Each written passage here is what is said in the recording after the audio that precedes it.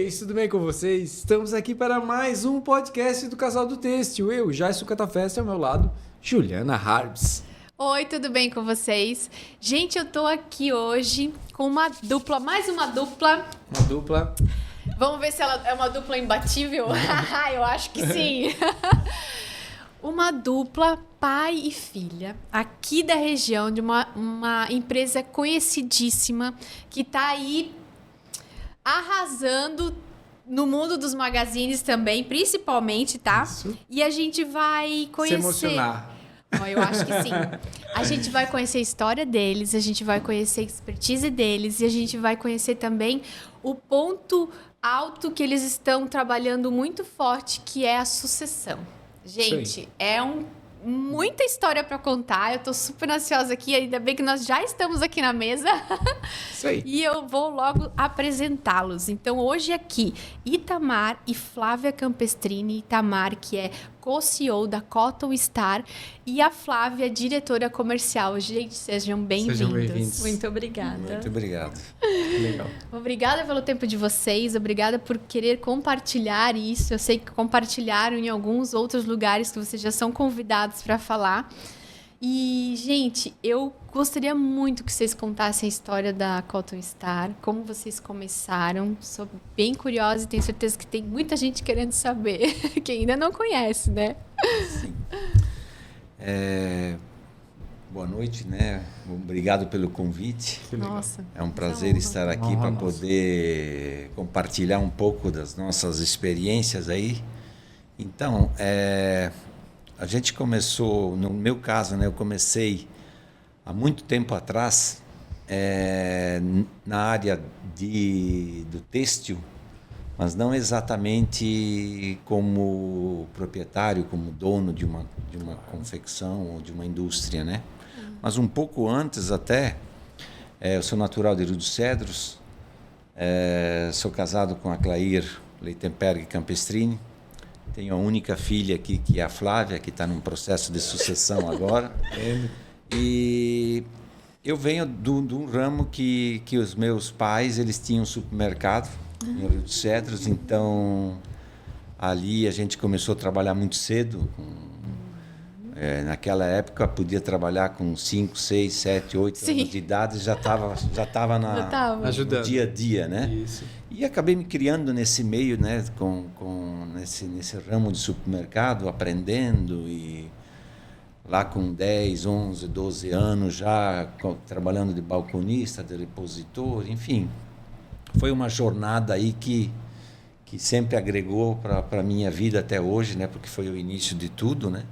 E como o Rio dos Cedros era uma cidade que tinha poucas oportunidades, e também uma das prioridades aí era estudar, era fazer uma faculdade, então, para não ter que ir e voltar todo dia a Timbó, Blumenau, porque tinha que fazer de Rio dos Cedros a Timbó e Timbó a Blumenau, Certo. então passava praticamente aí algumas horas Na estrada para ir e voltar. Então, eu decidi aí que a melhor maneira para fazer uma faculdade seria ir morar em Blumenau e poder fazer, né? Sou formado em administração de empresas, então, na época, quando eu comecei a faculdade, que eu fui a Blumenau, então, a gente morava aí em kitnet com vários amigos, né? A famosa República. República, né? Então, e aí apareceu uma oportunidade de começar, de arrumar um emprego em banco, então a gente conciliava durante o dia esse trabalho em banco e depois à noite fazia faculdade. Então, foi um processo aí de mais ou menos 4 anos, né? Que foi para se formar. E também chegou um momento que, como meu pai tinha supermercado, então eu já lá com uns 22 anos de idade, chegou um momento que começou a cobrança, né? Porque ele preparou a gente para estudar, mas ele gostaria que a gente voltasse para casa para dar continuidade ao negócio. Então foi meio que uma pressão assim. Nós somos uma família só de 4 irmãos, então eu sou o caçula. E naquela época eu acho que um dos únicos que quis seguir uma faculdade e tal, estudar até. Depois os outros também acabaram se formando e tal, mas fui um dos primeiros aí a se formar, então acabei que com a pressão dele acabei retornando a Rio dos Cedros para dar continuidade ao negócio. Ele tinha outros sócios e irmãos, e aí então eu participava também da administração, né? Tentando implantar algumas coisas do que eu aprendi na faculdade, sabendo que era muito complicado fazer isso, porque eles eram em 4, 5 sócios, então chegando uma nova pessoa, um herdeiro, alguma coisa nesse sentido. De novo, cheio de ideias. Cheio de ideias. Então a gente teve um pouco de dificuldade e tal, e as oportunidades também, o supermercado ele não era tão grande, então começou a ficar pequeno para mim, para poder demonstrar o que eu gostaria de fazer com o meu futuro. Então acabei que com muita conversa com ele, dizendo, pai, que eu não tenho muito espaço e tal, então eu gostaria de tentar ir a vida ali fora e tal, e com umas boas conversas aí eu acabei conseguindo convencê-lo, e aí ele acabou me dizendo, se tu acha que é isso que você quer, então tá ok, então eu acabei então saindo daí que eu comecei porque aí depois que eu terminei a faculdade acabei fazendo mais 2 pós-graduação na área de finanças. Então, eu fui trabalhar em empresa de confecção na área financeira. Então, comecei a prospectar essa área. Então, eu passei por algumas empresas somente no ramo de confecção e na parte financeira. E o que aconteceu nessas minhas experiências, dessas empresas que eu passei? Toda vez que a gente tinha uma programação de entrega de faturamento e não acontecia, sobrava para o financeiro, porque precisava de faturamento para pagar as contas. Fazer os malabarismos. Então, aconteceu várias vezes de que chegou uns momentos que eu tinha... Aí, então, o gerente industrial não conseguia cumprir com os faturamentos. Alguém se identifica? Não sei. Então, aí lá vai o Itamar para a produção, para ajudar, para tirar essa parte aí do faturamento e poder entregar e tudo mais. Então, essa experiência que eu comecei a adquirir na parte industrial, que toda vez que tinha um problema de entrega ou que dispensava algum gerente industrial, alguma coisa assim, então eu e o Itamar cobrir. Legal. Então, chegou um certo momento que eu falei para os donos da empresa, deixa o Itamar aqui na parte industrial e contrata um financeiro, porque eu sabia da necessidade do financeiro. Então, quando que a gente fazia uma programação, fazia as reuniões, eu ia para a reunião e dizia, isso aqui vai ser faturado tal dia. Sim. Só que eu tinha 2, 3 dias na manga. Eu não dizia que eu ia faturar e não faturava. Sim. Então, se desse algum percalço durante o caminho, eu tinha tempo para resolver. Então, eu comecei a aprender a produção dessa forma. Então, eu não tinha muito Aprendeu na pressão. Experiência em produzir. Então, eu fui aprendendo dessa forma que eu tinha mais que trazer visibilidade para o financeiro, para que ele tenha um fluxo de caixa estável, para que ele pudesse contar com aquilo que estava programado. Que legal. E também, depois, antes de ter a minha empresa própria, eu tentei alguns outros negócios que também não deram certo. Só para ter uma ideia, eu tive até uma empresa de calça social. Então, isso é uma coisa que foi uma experiência boa, mas não muito... Foi boa para o conhecimento, de aprendizado, mas não em termos de financeiro e tal. Teve várias coisas aí que não deram certo. Tem algumas escolas que custam caro, né? Custam caro, Mas, nessa minha jornada aí dessas outras empresas, né, que acabei conhecendo o meu sócio, porque ali em 97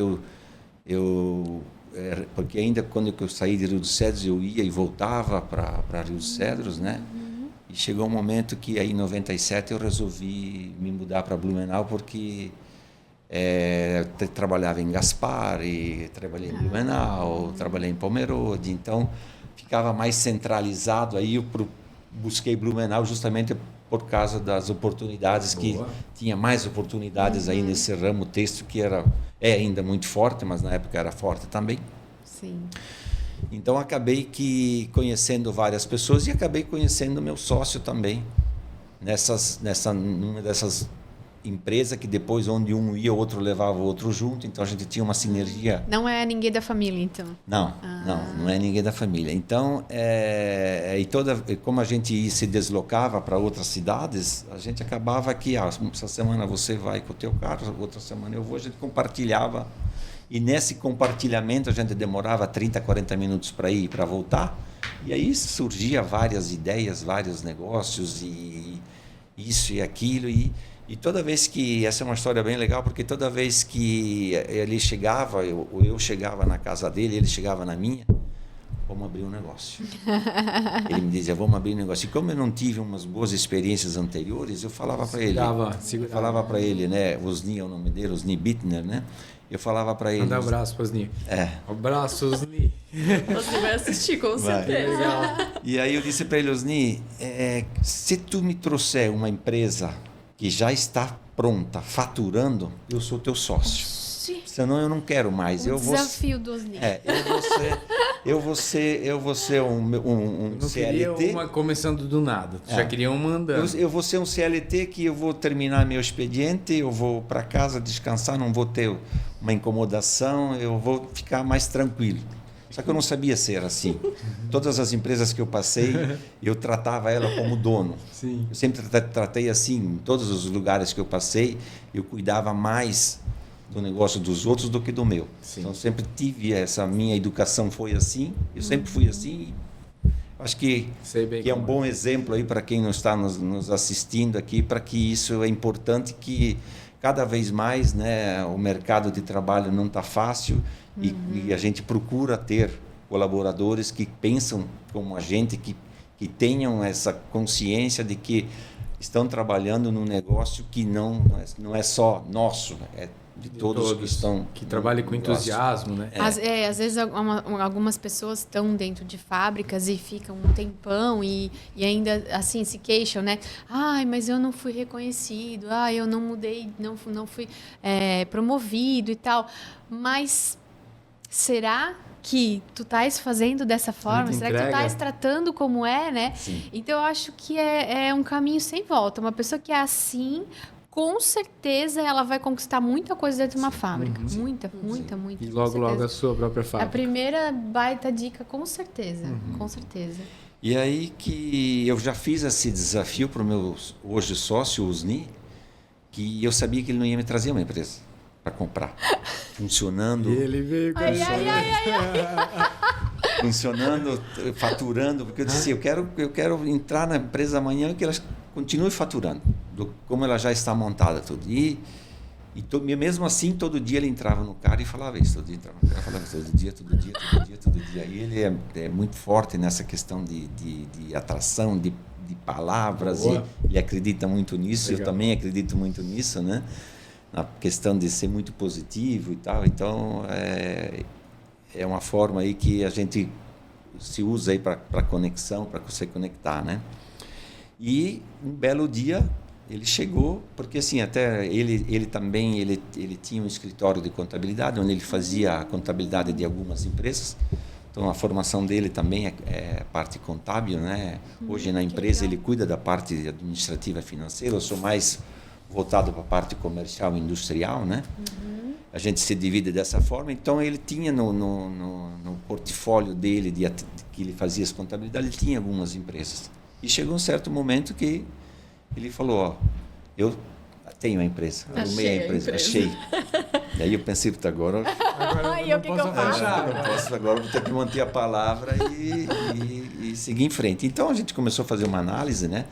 Era uma empresa muito pequena, né? Que estava no escritório dele, e justamente o proprietário ele decidiu que queria ir a São Paulo morar, porque acabou arrumando uma namorada e tal, então ele queria vender a empresa. Nossa, tudo a favor, né? Tudo tá acontecendo, né? Tudo a favor. Então isso era lá em 2002, né? A gente também, como era CLT, a gente não tinha muitos recursos, né? E surgiu a oportunidade de que ele disse, não, eu faço um preço legal para vocês, assim. E a empresa estava montada. A empresa estava, na época, com 8 funcionários. ela atendia as magazines, mas aí atendia mais Marisa na parte de pijamas. Nossa. E atendia um pouco Pernambucana. Estava começando a atender C&A, mas a produção era em torno de 20 mil peças por mês. Certo. Então é aí que se inicia a nossa história, né? Em Blumenau? Em Blumenau, em Blumenau. Que aí a gente começou a gente não tinha muito essa experiência aí com magazine, né? Só que aí a gente sentia, quando é que a gente entrou para o negócio, a gente começou a perceber as dores que tinha. Na época ainda existia muito essa questão de o magazine ele tinha que comprar 15%, 20% a mais porque ele sabia que existia uma quebra de carteira nesse sim. sentido que ele não ia receber. Certo. E a maior reclamação deles era que o que a gente precisa? Qualidade, entrega, preço. Eram 3 vertentes aí que a gente começou a trabalhar, porque o que nós conversamos? Se for para entrar e fazer igual que os outros fazem, não vai dar certo. Nós temos que fazer alguma coisa diferente, porque nós somos pequenos, nós não temos nome no mercado, então nós vamos ter que começar a criar a nossa história. Então foi nesses 3 alicerces aí que a gente se apegou e disse, vamos trabalhar dessa forma. Então a gente ainda estava trabalhando como CLT nas outras empresas, então ele acabou que ele tinha o escritório de contabilidade, então ele acabou trabalhando no escritório dele, mas dando mais atenção ao negócio que a gente comprou. E eu continuei a trabalhar onde eu estava, só que era final do dia, depois de vez ir para casa. Tinha o segundo turno. Tinha o segundo turno. Certo. E aí, todos os funcionários ficaram? Deu certo? Sim. Tiveram que trocar Todos ficaram, né? E aí a gente começou, e como eu aprendi muito na parte industrial, então eu era o talhador, eu era infestador, tinha uma outra infestadora que nos ajudava e fazia todo esse meio campo. E na época a gente tinha já o canal de vendas. Pois é. Então a gente bem como você queria, né? Era faturando, ele deixou coisas em produção, coisas talhadas, pedidos em carteira, que a gente deu continuidade. Certo. A gente foi entregando. Lógico que a gente ficou preocupado, será que a gente vai ter como pagar os funcionários? Então a gente sabia que tinha que faturar X reais para poder manter o negócio em pé e funcionando, né? E aí começou vários contatos, e aí a gente foi, o principal cliente era a Marisa, né? Aí, assim, o antigo proprietário, ele também ficou, acho que uns 30, 40 dias aí conosco, então ele tinha um pouco de receio, mas vocês vão devagar, não vão lá para o cliente, já tinha uma representante, vocês têm que cuidar com a representante, não, mas nós queremos conhecer, nós queremos ir. Então, pegamos um ônibus aí, fomos a São Paulo, na Marisa, e aí fomos lá, se apresentamos, assim. Então, como eu comentei, produzia 20 mil peças por mês e fomos lá, fizemos uma visita com os compradores e tal, e que voltamos com 60 mil peças na mala de carteira. E aí, cara, era 3 meses de produção. O jogo começou? Não, aí assim, a gente ficou eufórico porque, cara, como é que a gente vai fazer? O que a gente vai fazer? Tem que largar o plano A e já ir pro plano B imediatamente. Que daí vira o plano A. E aí largasse? E aí assim, quando que tu vê, isso foi em maio, quando foi em julho, agosto, eu já tive que eu já tive que sair e me dedicar integralmente ali à empresa. A gente sabia que não tinha como tirar dinheiro nesse momento da empresa, nem para as despesas aí do dia a dia, mas a gente tinha uma reserva que a gente disse assim, não, vamos investir no negócio, né? Vamos focar aqui no negócio. E apareceu muita gente no nosso, assim, começou a enxergar o nosso crescimento devagarzinho, daqui a pouco a gente já estava com 80 mil peças mês, daqui a pouco já vai para 100. Então a gente acabou entrando num circuito e chegou gente que a gente não conhecia e apareceram assim, que chegou momentos que tinha aqui da região, isso acho que passou um ano mais ou menos, que os magazines tinham posto pedido, mas aí o fornecedor não ia conseguir entregar. Aí esse representante, porque eu trabalhava muito com representante na época, né? Então ele disse, então eu vou arrumar alguém para fazer. E aí acabava aparecendo para a gente e a gente não negava. A gente Isso pegava, não mudou muito. Isso não mudou muito. Spoiler. Eles não sabem brincar com o outro. Aqui é bom ou mal. O pedido tá aqui, ó. Então vinha esses desafios para a gente e a gente pode, porque assim não tinha outra forma de você ser reconhecido ou querer conseguir conquistar, era nesses momentos. Não é num momento bom que alguém vai te procurar. Então assim, tu tinha que assumir esses desafios para poder mostrar, dizer, estamos aqui. Então assim, a gente começou a fazer isso e aí veio esses pedidos, era coisa assim de 100, 140 mil peças, coisa que a gente nunca tinha feito, já era um cliente novo, né? Já era um cliente novo, um magazine novo, então a gente começou a trabalhar. Daí que tu fez? Tu usou a tua expertise, terceirizou tudo que dava e movimentava toda a comunidade local para entregar os pedidos e vamos para cima. A gente aí reestruturava mais um pouquinho. Aí pegava... a gente sempre foi muito, até hoje a gente é muito terceirizado, né? A gente produz, a gente tem uma cadeia bastante... pulverizada? Não é muito pulverizada, mas ela é bastante terceirizada e a gente nunca quis crescer muito internamente. Certo. Hoje, depois a gente vai comentar um pouco mais para frente, hoje do tamanho que a gente está, eu acho que a gente tem que pensar um pouco diferente, mas na época do tamanho que a gente estava, a gente achou que era um modelo aí melhor para se fazer e para poder correr atrás e arrumar parceiros em toda a cadeia produtiva e foi o que deu certo naquele momento, porque aí a gente conseguiu crescer juntamente com os terceiros, né? Procurando... Dividir o risco também, né?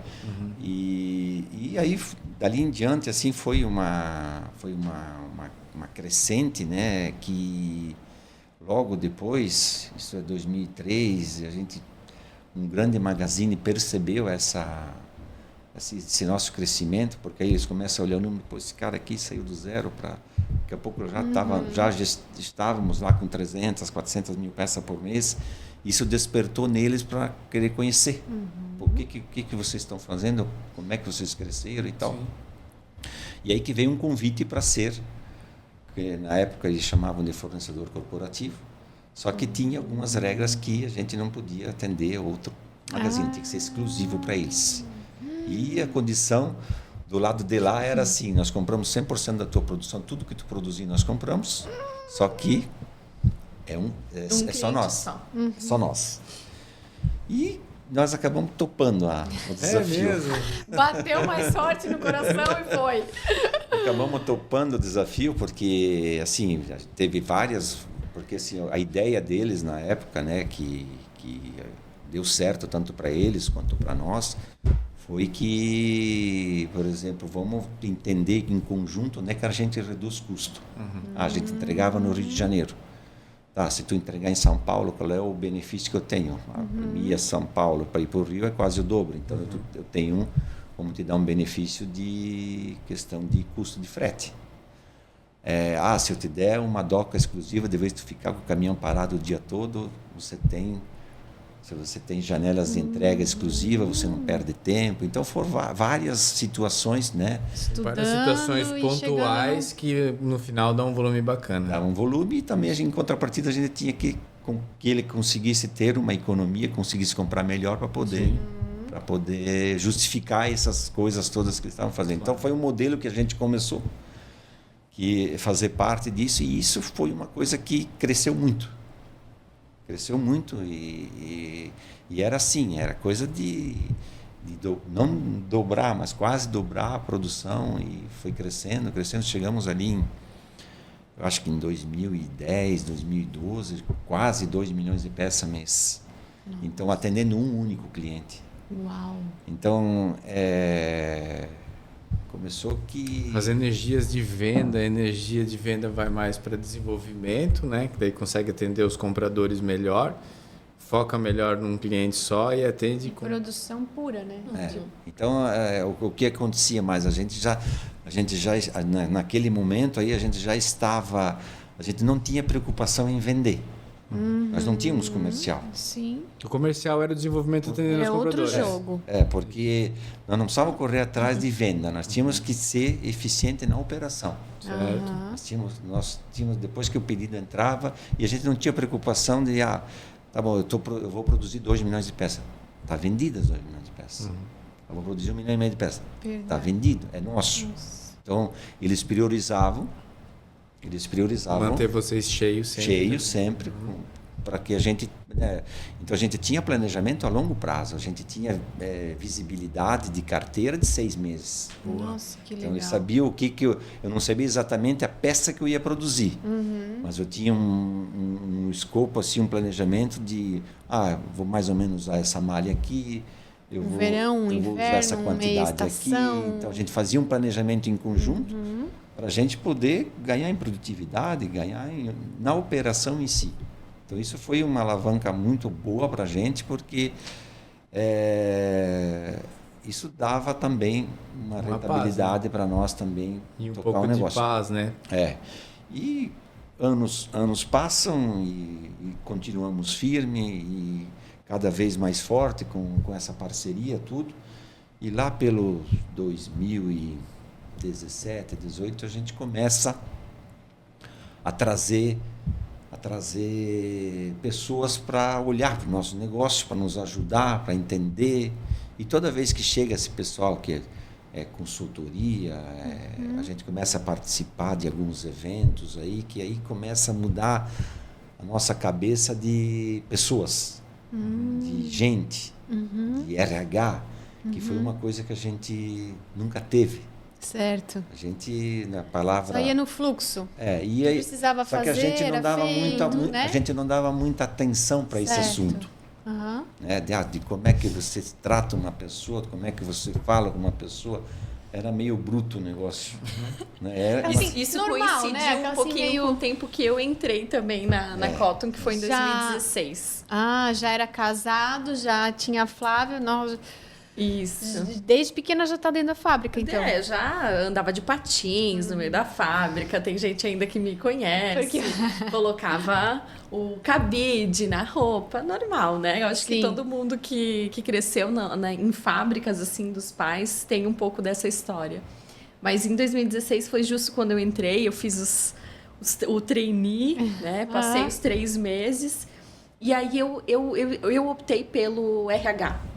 Falei, pai, gostei de recursos humanos, gosto de gente, gosto de falar, é isso que eu quero. Aí ele, tá bom, Flávia, tá bom. Tá bom, pode ser. Vamos pensar nisso. Mas sempre me apoiando e sempre me deixou muito leve, assim, na minha escolha, né? Já era Cotton Star, desde quando era Cotton Star? Desde o começo? Era quando que a gente comprou a empresa, era a Eli Brasil. Eli Brasil, sim.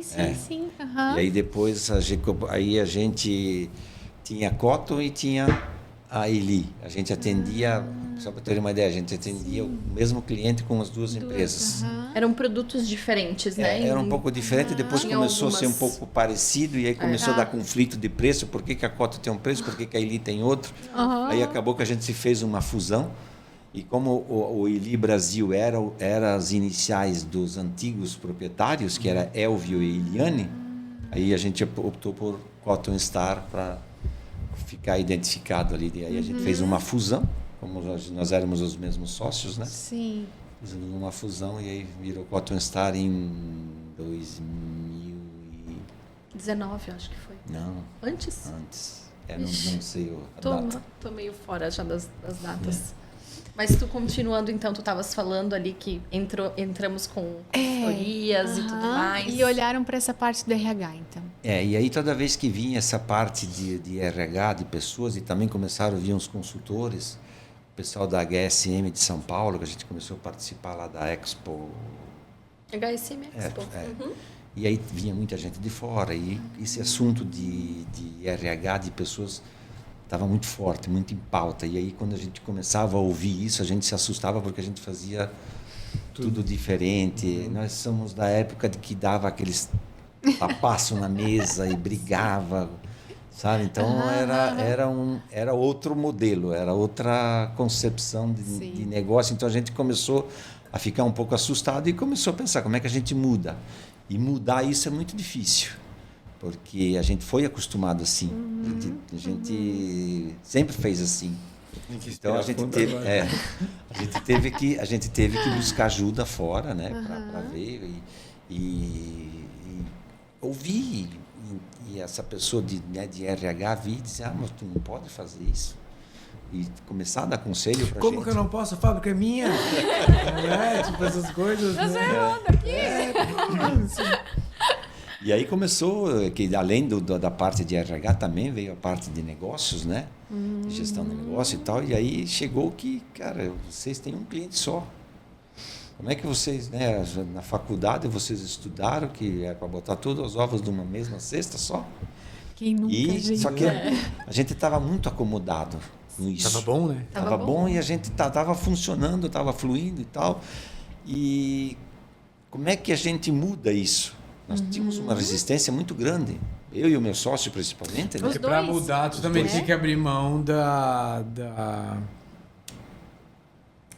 uma receita. Que tinha uma condição, né? Tinha. Ah, pois é. Só tinha que fazer para eles, né? Sim. Começasse a abrir a cesta para outro e você já não tinha mais exclusividade. E não tinha mais essas garantias todas, não tinha mais essa garantia de volume e tudo mais. Isso era uma coisa que estava combinado, então tinha que fazer um processo aí, né, só que a gente tinha muito medo de mudar.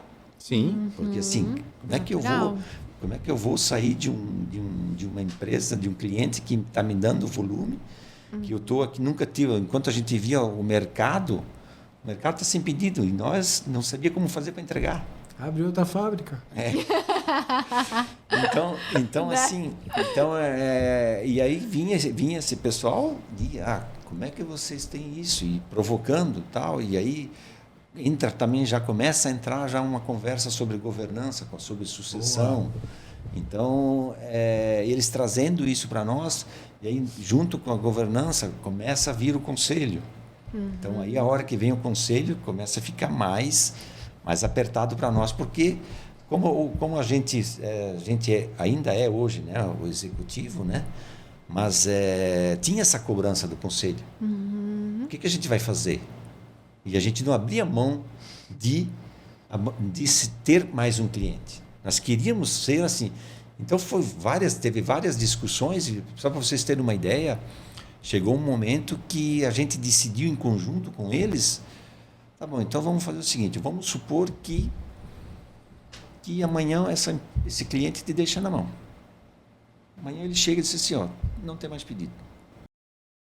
Vamos dizer, ele te deixar sem pedido, que você tem que correr atrás. Vocês responderam, então tá bom. Aí assim, o que foi decidido em conjunto? Então, vamos fazer um caixa. Boa. Vamos fazer um caixa. Nós vamos separar esse dinheiro, vamos deixar numa aplicação. Quanto custa para você fechar a empresa amanhã? Custa X. Então nós vamos fazer esse caixa. Se acontecer, tu vai lá, tu paga quem tem que pagar e baixa as portas. Maravilhoso. Acabou. Então a gente começou com esse plano. Porque nós tínhamos, como eu coloquei, né, a gente tinha muita resistência de não abrir mão de ter só esse cliente. Em contrapartida, eles tinham essa... Não, nós temos que fazer alguma coisa. Então nós temos que se blindar, não podemos ficar assim. Então fomos para esse plano. Começamos a fazer isso. Fomos separando mês a mês, ano a ano. Então isso foi de 16 a 20, mais ou menos. A gente já estava com um caixa praticamente nessas condições. Se der um problema, faz isso. E aí que vem a bela pandemia. 2020 vem a bela pandemia. E que bom que tu tinha esse caixa. Se não tivesse, amém, Senhor. Se não tivesse o caixa, nós não estaríamos aqui hoje no podcast aqui, com certeza. Com certeza.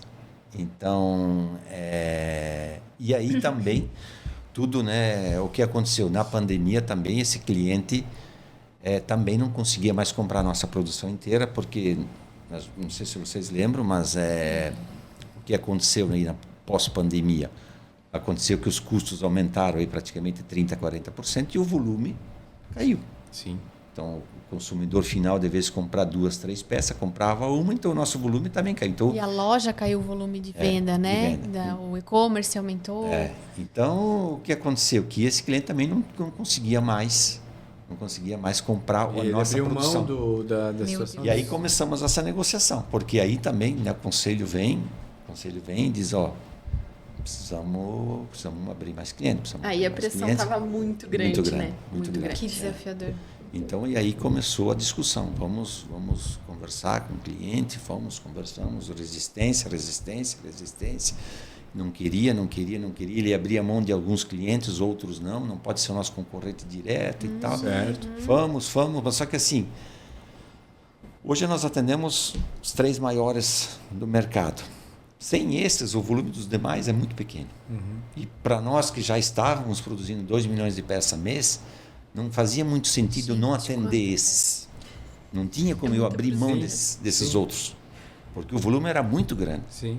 É todo mês 2 milhões, Então eu não tinha como dizer para ele, eu não vou trabalhar com esse, eu não vou trabalhar com aquele. Então a gente teve uma resistência muito grande e aí começou devagarzinho, aí de tanto, né, conversa, chegou um momento que a gente conseguiu, né, uma liberação aí para poder começar a atender os outros. Deu um acordo. Então aí que depois do pós-pandemia, lógico que quando tu vai para um cliente novo, né, a cultura da fábrica era só aquele cliente. Nós só sabíamos fazer aqui, produto muito parecido, tudo muito próximo, não mudava muita coisa. Só que tudo que entrava com aquela etiqueta daquele cliente parecia que fluía sozinho. Enquanto chegava coisa nova, não era. Então foi um trabalho aí de mexer com as pessoas, a cultura das pessoas, que a gente sabe que a gente acha que muda a cultura em 1, 2 anos, demora 10, 20, talvez não consegue mudar. Mas a gente foi para esse lado, né, de abrir outros clientes. Então hoje praticamente 95% da nossa venda está concentrada nesses 3 clientes e praticamente dividido. Boa. É só Magazine, é só PL a fábrica. Então, assim, a gente... né, como a Flávia colocou, a pressão cada vez maior do conselho, cobrando isso, dizendo que não pode ser assim. Nossa, então... mas você já tem o conselho, então, desde antes da pandemia, um pouquinho antes da pandemia. Muito bom, né? A gente começou a, assim... Sempre tem aí a gente, porque como a gente está ainda no executivo, né? Eu e o meu sócio, então a gente sempre estava com 3 conselheiros, né? E mais 2 que somos nós, que a ideia é, né? Depois a gente vai conversar um pouco sobre essa questão da sucessão, mas a ideia é a gente ir para o conselho, né? Então para nós ficarmos aí isento, porque é difícil você estar porque eu sou do conselho e estou no executivo, porque a função do conselho é realmente cobrar o executivo, né? Sim. Então a gente está fazendo um duplo papel aí que não é o certo, mas é uma maneira que a gente encontrou até para equilibrar as forças. E para assim, a gente está aprendendo muito. A gente tem um conselho consultivo hoje, o futuro é para ser um conselho de administração. Só que a gente aprende muito, eles trazem muitas ideias e um pensamento diferente e eles não têm nada a ver com o têxtil. São conselheiros que têm outra função e a gente nunca pegou e não temos interesse em pegar alguém do têxtil. Que interessante. Então eles trazem muitos insights aí para a gente, eles têm muita experiência e isso tem nos ajudado a... Faz um trabalho em cima de tributação, em cima de outras questões. Sempre tem alguns... E muito dinheiro na mesa tem, né? Tem muitas... a gente pega um cara que é financeiro, na área financeira, um cara de estratégia, um cara de operação, um cara de gente. Sempre tem uma mescla aí no conselho para poder... Porque no conselho vai ser discutido todos os assuntos, né? O quanto é importante ter um financeiro bom, uma contabilidade boa para te resolver, porque às vezes... É ali que se ganha o jogo, né? Sim. Às vezes fazendo as roupas de fato. Sim. Se tiver uma gestão de tributos, já não vai funcionar, né? Não. Então, tendo muitas competências da parte fiscal e da parte financeira no conselho é maravilhoso. Né? Sim. Até fico curiosa, assim, quem estiver assistindo, comenta aí, como é que é o conselho de vocês? É só de texto ou tem mais atuações aí no meio, né? Curioso isso, porque eu não participo de um conselho, não temos um conselho, né? Longe disso, mas então a gente não conhece muito, né? E eu achei bem interessante demais. Que legal. Muito legal. E o conselho que fica nos provocou nessa questão de governança, nessa questão de sucessão, porque eu e o meu sócio já entramos nos 60 a mais, então a gente sabe que uma sucessão não se a gente quanto tempo vocês querem? A gente até hoje não conseguiu responder se faz a sucessão em 3 anos, se faz em 5, se faz em 7, se faz em 10. Então a gente tem um plano, né, de sucessão definido, mas assim, saber se a gente vai conseguir cumprir com esse plano, só o tempo que vai dizer se o pessoal vai estar preparado para nos suceder. E tu acha, Itamar, que isso é assim mesmo, né? Assim, por mais que tenha uma regra ou um padrão, não se dá para dizer assim, não, vou seguir isso daí e vai dar certo, né? Não. Eu acho que assim, porque nós que vamos ser sucedidos, nós também temos que aprender a entregar. Certo. Também tem essa parte. Sim, não é só quem recebe, né, fala. A gente acaba estando lá no dia a dia e muitas vezes tu quer resolver que tu já não pode mais resolver. Tu não pode mais. Tu vai dar uma opinião, né? E o jeito de resolver também não vai ser do teu jeito. Não vai ser. Não vai ser. Mas vai ser resolvido. Vai ser resolvido. Então, assim, então aí a Flávia entra nesse processo, né? A Flávia, ela com 18 anos, então assim, foi justamente ali na pandemia, ou um pouco antes até, né, da pandemia, né? Do que tu disse? Não, foi 2016, né? 2016, isso. A Flávia estudava só que aí tinha meio período aí, porque não estudava de manhã. De manhã, estudei um período de manhã e depois eu fui para a noite. Então não tinha o que fazer, então veio para a fábrica. Veio para a fábrica, vamos ficar. Então começamos a fazer essa parte aí de trainee, ela passar por todas as áreas, até para ela conhecer, para ela poder entender. Tomar gosto. Tomar gosto e tal. Porque eu sempre, na minha cabeça, eu não queria trabalhar na Cotton. Eu sabia desde que eu tinha lá meus 12 anos, eu sabia que eu queria estudar administração. Porque eu gostava de ver meu pai viajando. Aí ele atendia cliente, ia para cá e para lá e tal. Eu queria fazer a mesma coisa, mas não na Cotton. Então, tinha um pouco isso também. E aí coincidiu de eu ficar em Blumenau quando acabou o ensino médio. E eu ia continuar estudando para fazer faculdade em São Paulo, que eu queria fazer administração em São Paulo. Mas não deu certo naquele momento, não foi o momento certo. Então, eu comecei aqui a administração em Blumenau. E aí foi onde ele falou, tá, Flávia, tu não quer vir na Cotton, tá tudo certo. Sem pressão nenhuma para eu ir trabalhar na Cotton mesmo. E agora eu não tô nem brincando, é verdade. É verdade, ele nunca me pressionou, nunca fez como fosse uma obrigação. Mas ele falou, Flávia, tá em casa, não vai fazer nada? Vem lá, vamos lá conhecer um pouco o que é aquilo. Não saí mais. Que legal. Não saí mais, me apaixonei. Você interessou a primeira vez por RH, então, como tu falou. Isso. Trabalhei na primeira área. Trabalhei um período maior no comercial, na parte de... Muito, naquele momento, em 2016, muito gestão de carteira. Então, digitação de pedido lá no sistema, fazia tudo isso. E aí, depois disso, fiquei um tempinho em cada setor, conheci um pouquinho de tudo. E aí, realmente, gostei mais do RH. E fiquei uns 5 anos no RH. E ali, quando começou a pegar fogo no comercial, e agora vamos ter que ter comercial, vamos atrás de cliente, eu falei, será que é a minha hora agora? Será? Será que agora tá na hora de um desafio maior nessa minha vida? E aí foi onde eu comecei a trabalhar no comercial. Comecei a ir junto com ele e não vou mentir, com muito medo mesmo. Dar as caras é brabo, né? Não é fácil, não é fácil. Mas você tinha um bom professor, né? Também. Nossa, e que professor, viu? Um privilégio enorme de aprender com ele. Eu sempre falo que Até hoje, assim, eu tenho paixão quando ele vem viajar junto com a gente. Agora já diminuiu um pouco, né, pai? Pesou um pouquinho mais uma viagem de semana inteira, assim. Ah, sim. Mas é muito bom, é muito proveitoso.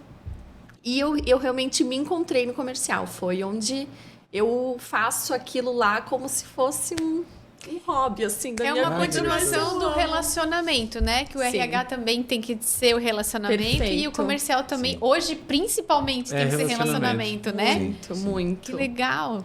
Casou. E o interessante da Flávia também, porque quando ela começou, ela estava ainda terminando o ensino médio. Ano, Isso. Uhum. E porque assim, quando ela chegou, ela já participava de reunião de conselho, participava de reunião de diretoria. Então,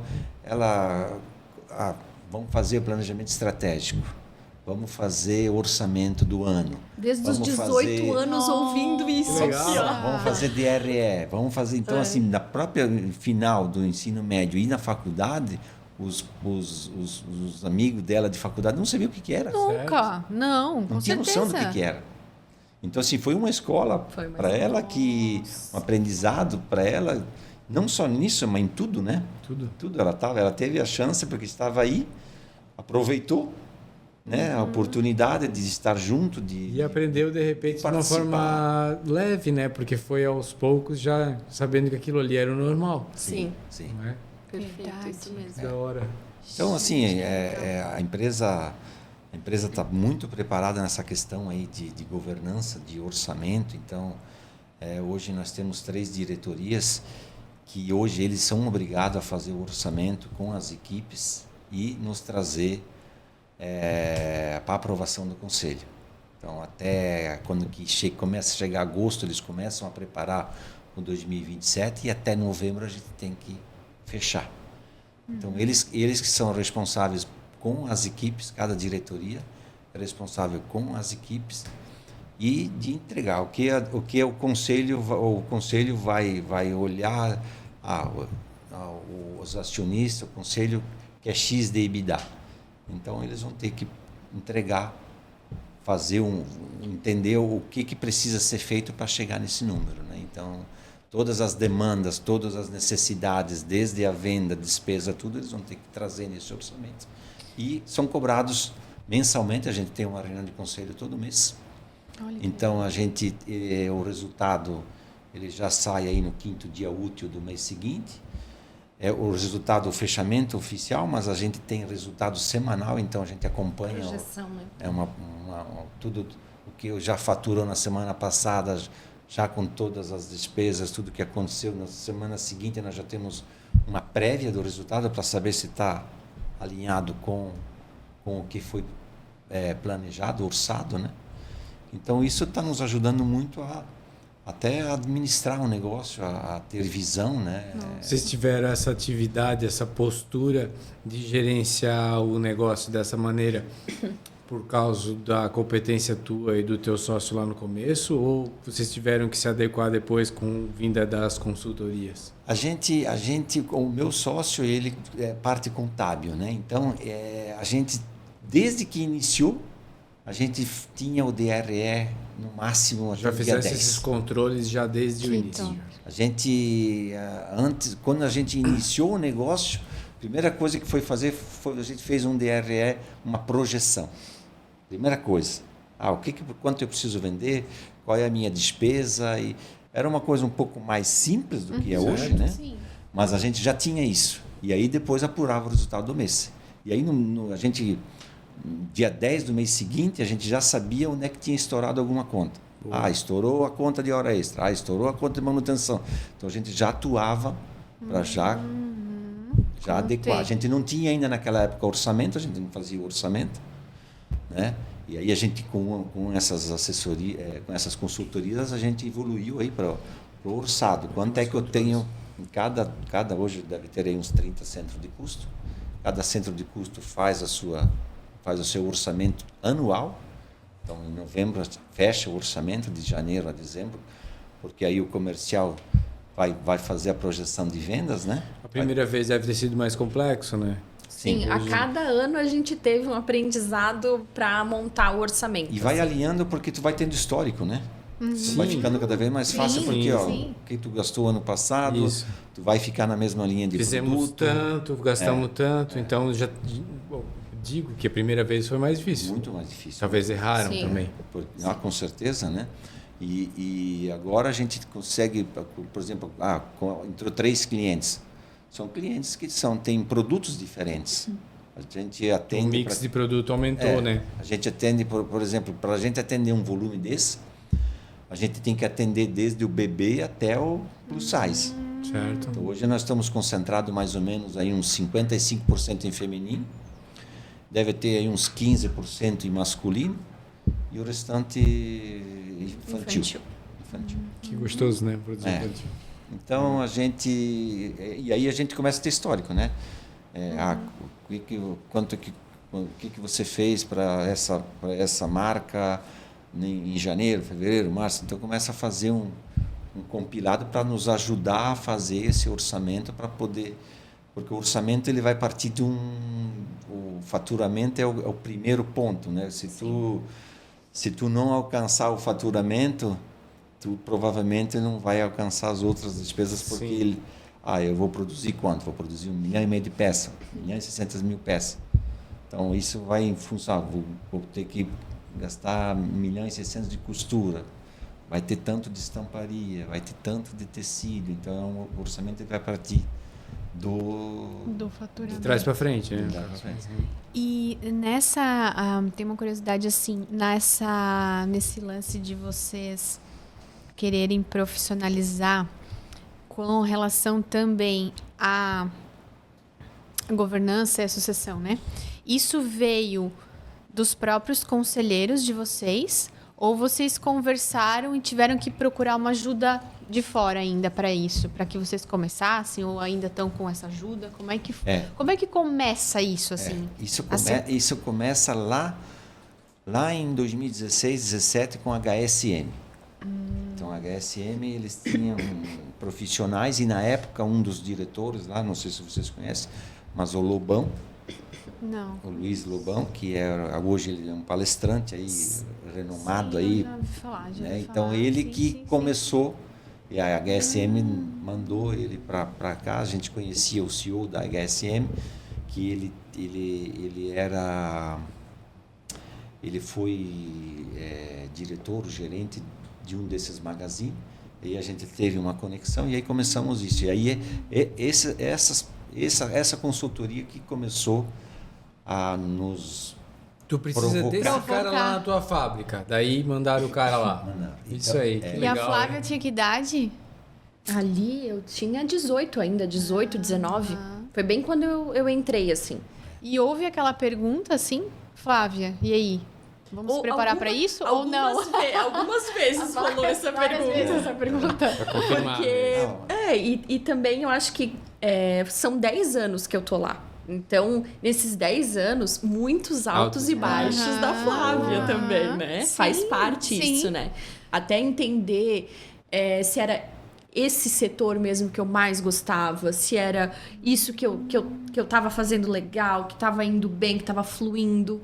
Então, teve momentos que eu falei que realmente também tive essa conversa com meu pai, tô desmotivada, não tô mais feliz.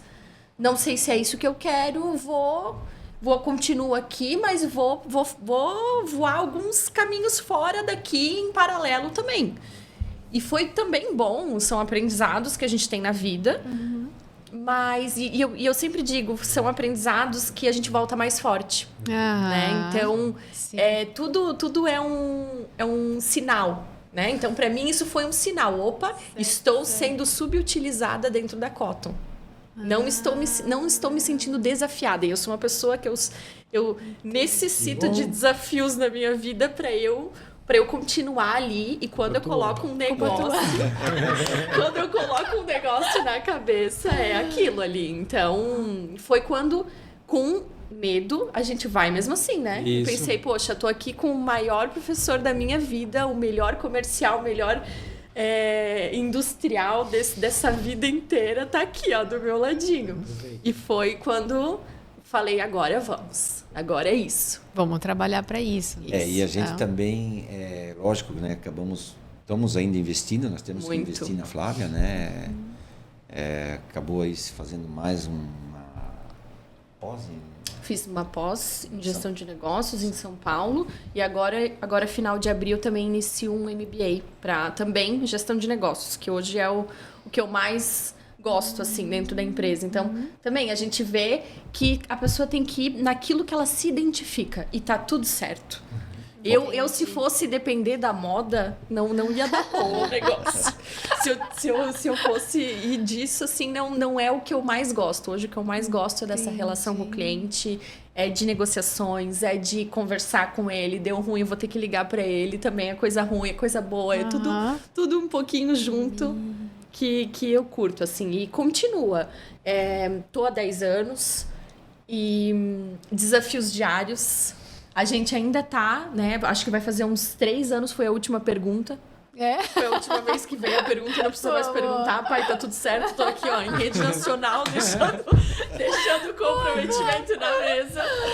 Mas, brincadeiras à parte, essa pergunta ela é extremamente necessária. Porque a pessoa tem que querer muito, muito. A gente só vê o bônus, né? O bônus de ser sucessora, o bônus de ser herdeira.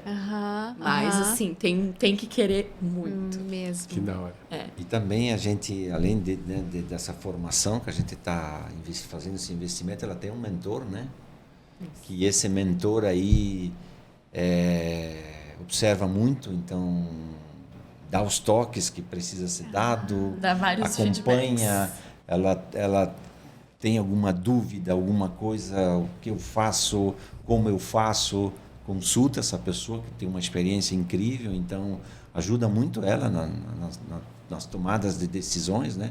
E ela é a candidata a ser CEO, isso está consentido com o meu sócio, com a diretoria, com o conselho. Então, a gente está preparando ela, a gente não tem uma data certa, a gente está achando aí que 2027 ela... Fala baixinho, pai. Fala baixinho. A gente tá, só que assim, isso vai ser uma decisão para a gente vai ter que analisar lá em 2027, realmente ela está preparada, porque hoje ela participa de tudo.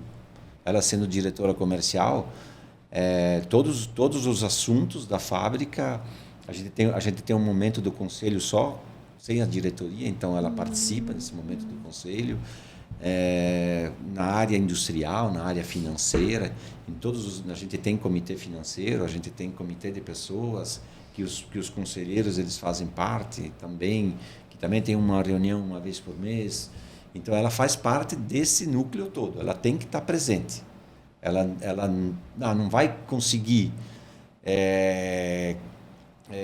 ela não vai conseguir talvez administrar tudo isso, mas ela vai ter que ter gente competente que faça o trabalho. Isso é uma coisa que eu até quero incluir aqui, porque a gente fala muito de sucessão geral. A sucessão geral que é a pessoa que fica lá em cima, né? Mas além dessa sucessão, tem a sucessão dos outros cargos, né? Então, o Osni tem a sucessão dele também, que também está super preparado, está ali junto já em todas as nossas decisões. E aí hoje a gente monta essa direção que aí é tanto diretoria operacional, diretoria financeira e diretoria comercial. Então hoje nós somos em 3 diretores e aí a gente tem que sempre sair junto na mesa, né? Assim, tem muitas decisões, opiniões diferentes, que bom, né? Então a gente é bem eclético nesse sentido, mas uma vez a decisão tomada ali, e ela precisa ser tomada, se é uma decisão que não é tomada, é ruim, porque aí se ainda precisa levar para Itamar e Osni, que são os nossos co-CEOs hoje da empresa, é porque a gente ainda não está alinhado. O negócio ainda não está... Não está maduro. Não está maduro, não está integrado. Então, teve essas conversas também que voltamos e falamos, gente, se a gente não está conseguindo se acertar nessa mesa, o que a gente vai fazer aqui ainda, né? Então, tem que ter muito essa maturidade e esse bonding, assim, agora me fugiu o nome. Mas isso é muito bom, tá acontecendo no início, né? Isso. Que daí já resolve isso já de cara, porque veja se é... Ai, uma lua de mel gostosa e tal, larará. Daqui a pouco dá um aperto lá na frente e não tem essa estrutura firme já decidida, né? Então eu acho que é bom passar apertado agora, né? E que o pessoal mostre as caras também, você a sua e os outros envolvidos deles, para que todo mundo fale a mesma língua. Sim. Isso aí. E hoje é um time assim que é uma equipe. Cada um tem ali a sua extrema necessidade, importância e a gente precisa estar muito junto, assim, estar muito integrado. Se isso não está integrado, se está com ruptura de... se a gente não está conseguindo uma sinergia, se conversar, se acertar... Pode ter certeza que embaixo os nossos liderados já é visto. Já rapidamente. É visto, é sentido, o negócio já fica instável, o clima já muda, o tempo fecha. É incrível como a gente consegue sentir isso, assim. Então, é algo que parece simples, parece bobo, e não é nada, assim. Amanhã é outro dia. Não, peraí. Não. Principalmente as conversas que não são faladas, assim. As conversas que a gente não traz pra mesa. E o meu mentor, o Beto, ele vem muito comigo pra isso, assim. Flávia, estamos com algum problema, a gente tá com alguma situação, vamos trazer na mesa. Vamos trazer na mesa, vamos se acertar e esse é o melhor caminho, assim, que a gente está encontrando. E eu também falei isso na outra vez. Parece ser muito simples, parece ser bobo, mas é a comunicação. É comunicação simples, básica do dia a dia que funciona. Um exemplo básico é de líderes que não se dão bem, né? Líderes de setores que não se dão bem e eles são as engrenagens de uma máquina, que é a fábrica, né? E aí, dali para baixo, vai desmoronar. Cada um quer o seu holofote, cada um quer a sua atenção. Não estamos não é falando por aí o caminho. Nem estamos falando de diretoria, nem de CEOs, nem... Né? Mas aí agora, nessa ideia. Curiosidade, Júlia, assim, ó. Até onde se respeita as competências de cada um?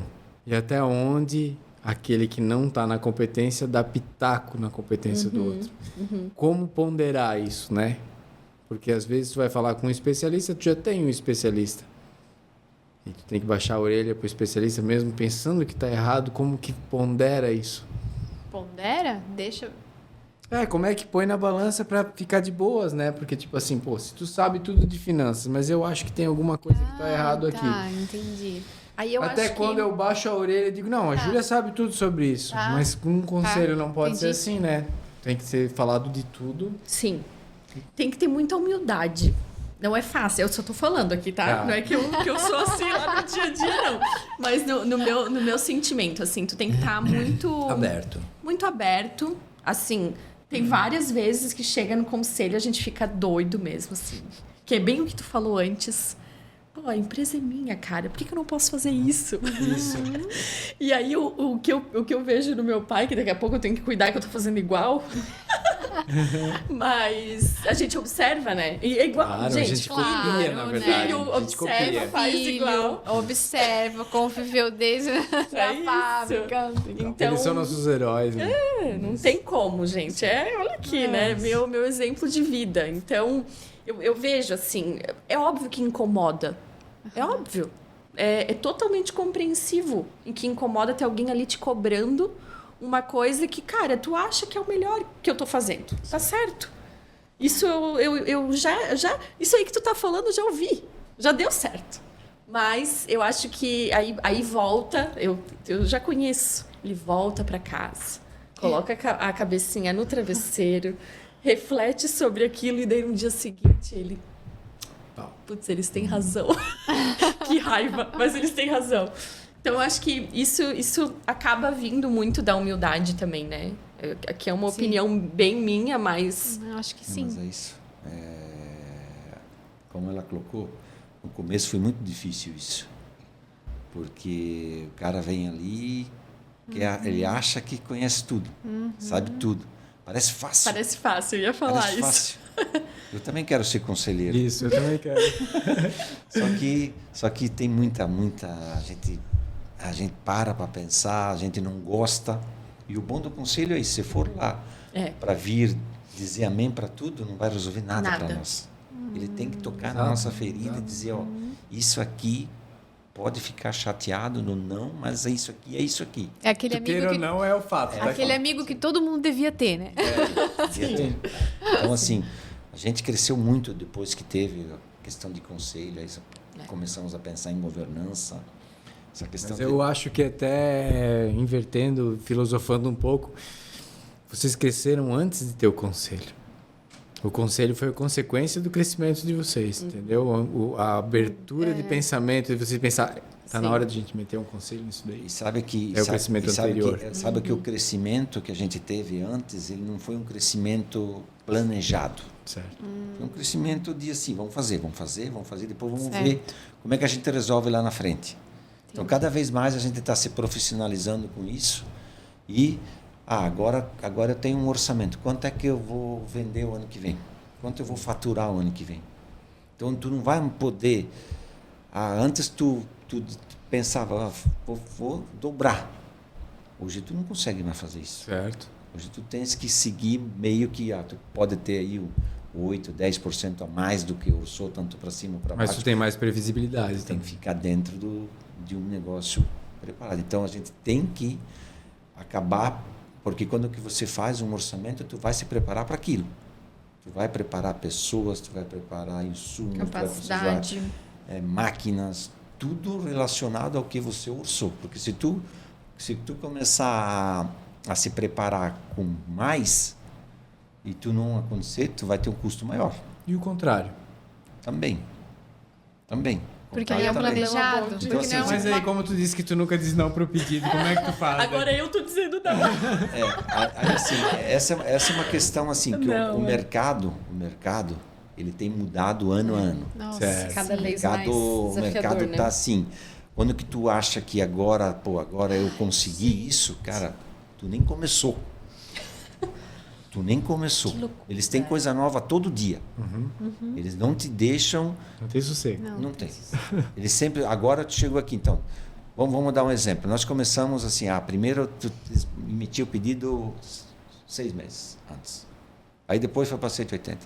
Depois foi para 90. Foi para 60. Aí foi para 45. Aí foi para 30. Aí agora eles querem 15. O lead time? Gente! Não. Eles querem 15.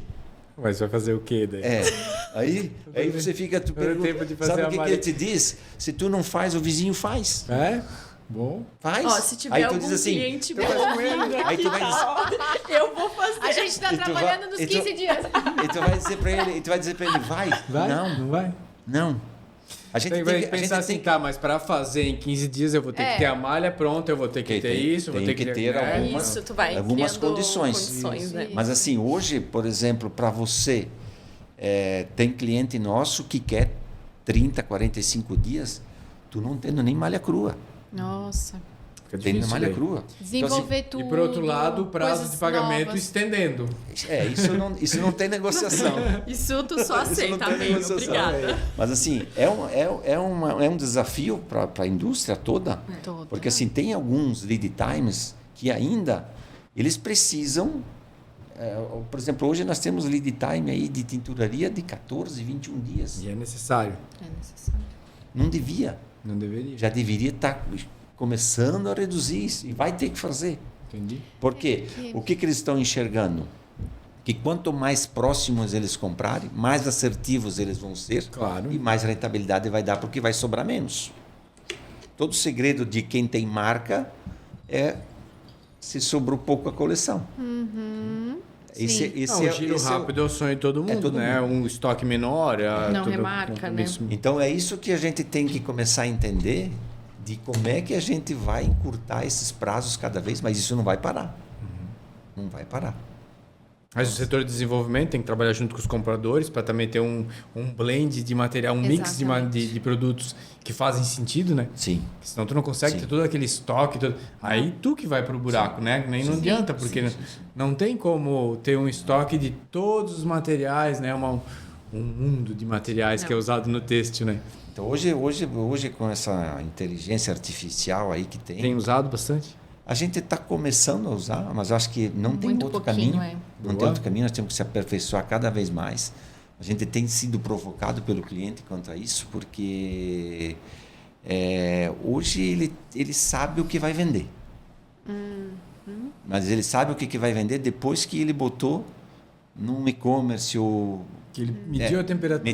Mediu. Exatamente. E aí ele vai escalar. Então, hoje, assim, primeiro ele vai testar. Isso. E o teste, o que o teste tem que acontecer? O teste desenvolve em uma semana, entrega em mais 2, escala em mais 4. Certo. Porque a hora que ele colocou, o algoritmo já vai dizer, ó... E esse é o time. Então, se deu aí, essa aqui rápido. pode comprar. Boa. Porque ele já tem já sabe. Ele já sabe. Então, ele tem errado muito menos. E o desafio nosso é essa escala. Porque ele vem e compra 300, vem e compra 1.000 para testar. Só que aí a escala dele é 15 mil, é 20 mil. E aí é um ponto Roma, é uma ribana difícil de produzir. E daí, ó, porque se fosse meia malha... Importado nem pensar, aquela assinantes para cima. Não tem como fazer, né? Meu Deus. O desafio hoje está, o básico tu consegue fazer um lead time menor. Mas quando não vende o básico, quando vende alguma coisa diferenciada, que é como ela colocou, essas malhas novas que estão chegando, uma poliamida, um ponto Roma. Sim. E aí como é que tu faz para escalar isso? Isso vai ser o desafio. Como é que a gente escala? Porque muitas coisas, tu vai deixar um estoque, tem coisa que não dá nem para deixar. Não. Porque vai dar um problema na malha se ela ficar muito tempo parada. Então, temos que encontrar caminhos junto com o cliente. E o cliente tem nos provocado todo dia sobre isso. Por quê? Porque ele viu que dá resultado para ele. E para nós também é bom. Para nós também é bom, porque a gente vai ter menos coisa em estoque. Os dois se puxando, né? Com Os dois certeza. se puxando, exatamente. Com certeza. Mas essa questão ali da inteligência, trabalhar a assertividade da venda, isso vem do envolvimento de empresas que não eram realmente de comércio e sim de tecnologia, que descobriram que podiam medir isso e então entraram no mercado, não é? Eu acredito que aquelas chinesas fortes que conseguiram metrificar isso de uma forma bem competente, então eles nem eram do têxtil e eles usaram essa sistemática para conseguir botar no têxtil, né? E os outros também aprenderam com isso, né? Sim. E aí, quem não aplica vai ficar para trás. Sim. Não, e a gente está percebendo também que, por exemplo, o próprio desenvolvimento, né? Hoje você pega uma peça, tu joga uma foto lá e ela te dá 5 opções. Sim. Que você não precisa mais ficar aí criando e desenhando. Então, em segundos você já tem... essa peça aqui, ela estourou de vender. Só que eu quero mudar alguma coisa. Tu vai lá, ela muda alguma coisa, tu já tem 5, 6 opções na hora, que antes demorava 30 dias para você desenvolver, para você fazer uma piloto. Tu põe a cor que você quer. Então, essa agilidade aí é fantástica, né? O que está faltando ainda, que a gente ainda está tendo um pouco de dificuldade, é a prova. Precisa fazer uma piloto para poder... Então, isso ainda, mas vai ter que encontrar caminhos para poder reduzir esse lead time ali, porque... Se querem que a gente entregue em menos tempo, também vai ter que... Nós tivemos a visita de uma moça que hoje ela é referência no têxtil, mas que ela veio da indústria automobilística. E ela fica louca com esse negócio de ter que fazer uma piloto por causa de uma cueca, né? Pô, vai fazer uma cueca, mudou ali, vai fazer uma piloto. No carro não se tem uma piloto para qualquer coisa, entendeu? Não por quê? Não dá para fazer, né? Imagina. Exato. Então, e aí eu disse, mas não dá para fazer. Eu tenho anos do têxtil e tem que provar e não sei o que. Ela disse, dá para fazer. Hoje já se tem tecnologia para fazer isso. Só que aí o comprador tem que confiar na tecnologia, porque ele tem que ver que aquele avatar que está vestindo aquela roupa é um real e de fato aquela peça vai ter. Então, acho que é um processo de amadurecimento, tanto de um lado quanto do outro, né? É isso. E vai acontecer. Está acontecendo já, daqui a pouco não vai mais ter peça piloto da cueca lá. Você sabe de quem eu tô falando? Sim, Milena Abreu. Milena Abreu, maravilhosa. Inconformada com várias coisas, é sensacional as questões que ela levanta, assim. E ela trouxe essa Porque também, é um pouco cultural, né? Sim. Porque como a nossa, como a nossa indústria não veio assim da alta tecnologia, veio de um pai e de uma mãe que decidiram costurar uma peça, que trabalhavam numa grande empresa, numa Hering, numa Teca, e foram para casa e vamos abrir nossa confecçãozinha. Então todo mundo aprendeu do seu jeito a fazer a mesma coisa, né? Sim. Então eu acho que todo esse processo é muito curioso, né, com isso. A Milena diz que, porque como ela veio lá do outro, eu falo, Milena, mas cortar o aço é uma coisa, agora cortar uma malha já... Não. Por quê? Porque tem números para metrificar o que vai acontecer com a malha, assim como vai acontecer com o aço.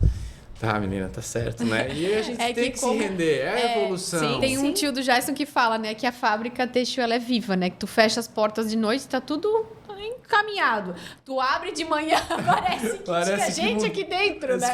O que aconteceu de ontem à noite era pra pra entregar, hoje? não entrega. Por isso que a gente reluta tanto com alguém que diz metodicamente que não, calcule 1 mais 1 dá 2. Na confecção não é tão assim, né? Sim. Tipo, acontece muita coisa.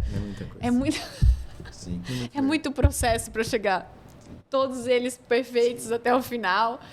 Meu Deus. Vocês tecem dentro de casa? Não. Não? A gente compra o fio. Compra o fio, manda tecer, manda tingir fora, corta em casa e aí costura. Nós temos um 30% que é próprio, mas não é interno, né? Certo. A gente tem expedição interna. 5 unidades, né? E aí a parte de artes aí também tudo fora, né? Bordado, estamparia, tudo fora. Certo. E aí a expedição hoje praticamente 50% vem pronto das costuras já, o pack formado, tudo. Uma parte a gente faz em casa. Entendi. Legal. E em quantos são lá na fábrica hoje? 450 hoje. Uau. Isso. Aí nessa planta, sem as costuras, né? Nessa planta de Blumenau 450 e a costura deve dar mais uns 500, 600. Vocês têm então uma unidade de costura de vocês mesmo? Temos 5 unidades de costura. Certo. Então nós temos aqui na região e temos uma em Terra Boa, no Paraná. Fora os contratados. Fora os contratados. E também a gente não comentou, mas nós temos a gente tem uma marca própria que é a Lunara, que é feminino. Que legal. Que legal. Então Brilhou o olhinho, né? É uma marca pequena ainda, né? A gente tem 5 anos. A gente tentou várias vezes introduzir alguma marca própria, a gente queria, porque vamos diversificar um pouco e tal. Claro. Só que as outras vezes a gente achava que podia fazer 1.000, 2.000 peças por modelo, achava que era que nem fazer magazine, mas não é. Não é. Então 300, agora é 150. Agora tem OP de 20 40, peças. 50. Então assim, a gente teve que se conter, a gente teve que aprender. Certo. A não forçar essa marca. Ela tem que ir sozinha. Dá o ela tempo tem que dela, ir. né? Vamos trabalhar bastante o branding, trabalhar bastante toda essa colocação no mercado. E outra estrutura depois também. acelera. Tivemos que separar, porque senão ela era a prioridade última, né? Não tinha prioridade de deixar e muito olha só. Não anda, separamos né? tudo. Deixa pra lá, vai apagando um incêndio e vai deixando. Sim. Verdade, a gente via muito isso. A gente tentou várias vezes, mas agora, graças a Deus, aí a gente está com uma perspectiva boa. Hoje ela representa 5% do negócio que esse feminino quer atender? É uma jovem? É uma que senhora? tipo de roupa que é? É feminino adulto mesmo. Uns focado 35, Isso. 40 anos mais ou menos. Certo. Isso. Parte de cima, parte de baixo? Isso, tudo. Tem bastante de Tecido tecido plano. Hoje a Que coleção, hoje a gente não faz. hoje a coleção é 80% plano, 20% Olha. malharia. Mas então vocês ousaram diferenciar bastante. Ousaram Ou vocês mesmo. fazem o tecido plano pro cliente de vocês também? Estamos começando, mas Muito bem pouquinho, devagar, né? porque É bem diferente. é outra vida, né? Agora a gente está fazendo renda, né? Porque, gente, têxtil. o mundo vai acabar em renda hoje. Tô amando isso, tá ótimo. Peças lindas e maravilhosas. O diretor de operações que quer me Fica matar louco. na empresa só. Mas cada época tem a sua, né? Tem suas tendências, Tem a é sua, isso. né? Sim, mas a Lunara ela é mais focada em tecido plano, porque foi onde se encontrou essa oportunidade de mais mercado também, trabalha com representante. E foco total em B2B, né? Já teve outras tentativas também, vários aprendizados, mas a gente entendeu como o melhor caminho o B2B mesmo. Que legal. Com representantes. Que boa ideia, né? Para o pessoal refletir, né? De separar. Sim. Separe. Faça-la andar sozinha. E fomos muito resistentes quanto a isso. Imagino, né? Muito. Pra que eu vou fazer? Mais uma estrutura aqui, pra né? isso, mas A gente não teve começa a achar jeito. que vale a pena usar a mesma estilista, a mesma pessoa que corta. Trava aquela estilista que podia fazer o material para ir o lote esperando e as coisas esperando e as entregas. Não dá certo. Hoje é 100% separado, 100%. né? Até a parte de amostras também tá tudo separado, porque É no dentro, finalzinho mas é separado. ficou Não, tudo não. separado. Não ficou bom. Ah, que legal. Fora, foi totalmente fora. Legal. Que legal. E aí, como é que vocês se dividem daí? A gente tem um diretor de marcas, né? Que o que a gente, além da parte da Lunara, a gente tem duas marcas que o que a gente faz, chama-se Good Stuff e Petali. É as sobras das malhas que a gente tem dos clientes. Boa. Então a gente desenvolve peças e vende também para Legal. desovar legal. essa matéria-prima. Sim, Então aí é um produto um pouco mais popular, certo. para preço, porque se tu for vender essa sobra de malha no mercado não paga nenhum Ninguém fio. paga Nada. nada. Então a gente está fazendo isso, arrumando os canais aí para distribuir essas malhas. Então nós temos um diretor que cuida dessa marca. Muito legal. E que toca também essas duas marcas menores aí. Posso te dizer que essa situação de aproveitar esses materiais não necessariamente pode dar frutos de baixo ticket. Ele pode dar um ticket mais alto, dependendo do desenvolvimento, da elaboração e do tempo que se tem para fazer isso. Dá para fazer alguma Agregar coisa valor, né? Também. dá sim. O produto é de qualidade. O produto Sim. foi produzido. Ele só é Ele uma só sobrou. ponta do Exatamente. Malha é de primeira Isso. qualidade que os magazines usam hoje. Só que às vezes a gente quer dar giro, quer fazer caixa, quer, né? Então, Resolver rápido. mas às tirar da vezes dá para Tirar da pensar frente. diferente, dá para pensar fora da caixa. Mas né? é verdade, muito bom. Sim. Que legal, né? O texto é maravilhoso. Pô, sou apaixonados pelo texto, aqui o olho brilha direto. É bem legal mesmo. Que legal. Flávia, e hoje assim... Se sente preparada? Eu me sinto Sei. preparadíssima. eu percebo que eu acho que sim. É isso mesmo. Sim. Claro Eu tô que com Que orgulho, né, existem- pai? existem a muitos Flávia desafios. ela tem uma Não, feedback agora não. Não, agora não. A Flávia assim, ela tem um carisma grande, né? O cliente gosta que a sucessora fosse alguém da família. Legal. Então eles dão muito É uma valor garantia, a isso. né? Eles dão muito valor a isso, né? Quando a gente participa dos eventos dos clientes, muitos clientes citam o exemplo dos filhos.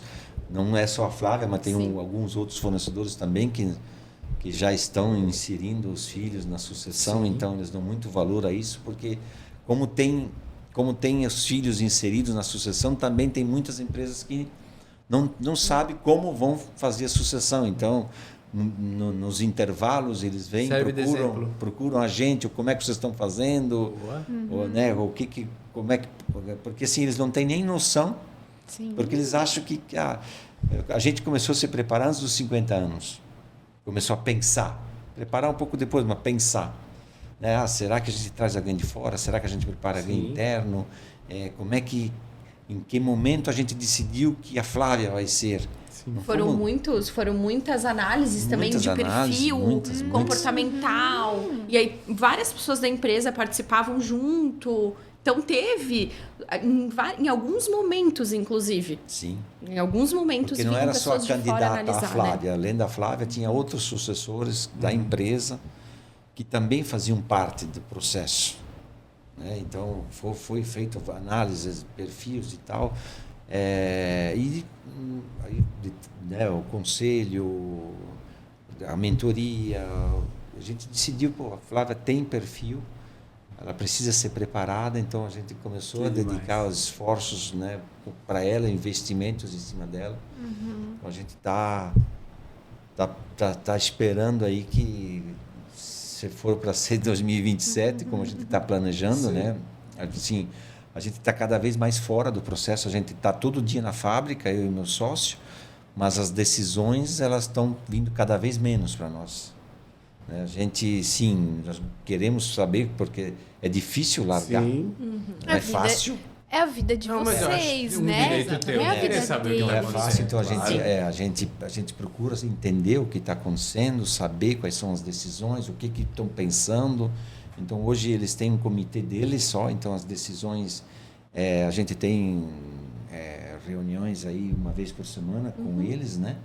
E depois a gente tem uma reunião semanal com cada um, né? De uns 30 minutos cada um, para contar aí o que está acontecendo. Dia a dia, cada um conta a sua história, a sua versão. E aí também a gente faz uma reunião com eles, né, que é toda quinta-feira, que tem uma reunião da diretoria, que aí eles trazem o que está sendo feito, como é que está sendo feito. E, lógico, né, cada vez mais indicadores e para a gente poder acompanhar de uma forma de que a gente consiga enxergar, né? Consiga enxergar o que está acontecendo para ficar mais tranquilo, né?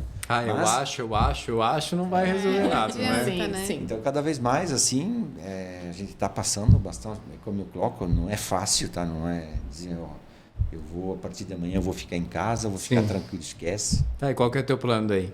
Não, tá Assim, a vida toda no giro, né, Itamar? É. E Agora, deixa eu- pisar no freio realmente é... Eu vou acrescentar aqui uma informação que eu conheci muitos sucessores. Isso foi algo que desde o início também eles me falaram muito. Os mentores falaram, olha, vai, conversa com outras pessoas que já sucederam, que já estão lá, ou que estão no caminho também. E aí eu visitei vários aqui da região. A gente tem muitos bons exemplos, muitos mesmo, pessoas maravilhosas que me receberam muito bem. E uma delas me recebeu e a gente conversou demais. E ela me falou, olha, meu pai tem 82 anos, o pai dela. Ele chega às 5 horas da manhã. Ele chega às 5 horas da manhã, ele tá aqui, ó, tá lá no corte. Tá lá embaixo, andando pela fábrica. Eu chego 7h30, 8 horas, e ele lá 5 horas da manhã abrindo a fábrica. E aí foi algo que eu por muito tempo, eu acho que também é legal compartilhar isso. Era até uma insegurança minha, porque muitas pessoas foram aos poucos esse respeito. Respeito à Flávia que tá aí, que tá trabalhando, que tá aqui todos os dias e tudo mais. Isso é natural, não é nada pessoal. É natural mesmo. Até a gente pegar o jeito e ir no dia a dia falando com todo mundo. E muitas pessoas procuravam ele. O cliente procurava ele. Sim. Os funcionários procuravam ele. Era ele, sempre foi ele. E ele falou, a Flávia é carismática. Todo mundo sempre amou ele, sabe? Então, assim, cara, que difícil suceder esse cara aqui, ó. Que responsabilidade enorme isso. Imagina. Então, o fato de eu ser filha dele também me ajuda no carisma, tá? Isso com certeza. E eu uma insegurança de tipo, caramba, ele tá ali, como que eu vou suprir isso? E aí, com muita terapia, que a gente vai toda semana na terapia firme e forte, nossa saúde mental tá, ó, ótima, tem que estar em dia. Mas eu brinco com isso, mas eu falo mesmo, isso é muito bom. Mas se é a maneira que preparar, dá cara. pra fazer e que é bom, porque não, Perfeito. né, gente? Tu estás procurando um resultado naquilo ali, tu não estás ali à toa. Sim. Né? Então, não é substituir, porque isso não existe. Não, exatamente. É dar continuidade. Então, eu acho que esse processo também é muito importante, de tu entender que tu não tá ali para substituir, tu tá ali para dar continuidade no negócio, para tu dar vitalidade, né, para tu continuar, para o negócio ser sustentável realmente. E eu aceitei que se ele quiser ir lá todos os dias, eu vou amar ver ele todos os dias lá. E tá tudo certo. Ele tem que se sentir bem e confortável da forma que ele quiser. Se ele quiser estar lá no corte, lá com 80 aninhos, eu vou adorar também. Eu acho que ele não vai querer. Não vai querer mais. Mas que isso fique livre para ele. à vontade e que não seja algo que me gere uma insegurança ou que me gere algo... Uma cobrança. Que ele se cobre que ele não pode ir. Que ele não pode ir. Enfim, né? E isso gerou discussões entre nós e que não era gostoso. Sim. Porque o dia a dia ele vai ter discussões, ele vai ter desentendimentos, porque por mais que a gente é muito parecido, a gente pensa diferente em muitas coisas também.